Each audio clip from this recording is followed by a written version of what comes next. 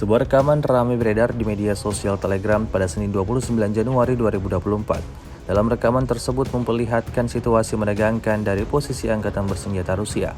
Anggota militer Vladimir Putin terlibat pertarungan sengit melawan pasukan musuh di Novomikhailovka. Misi dalam menghabisi pasukan Ukraina terus gencar dilakukan prajurit Rusia.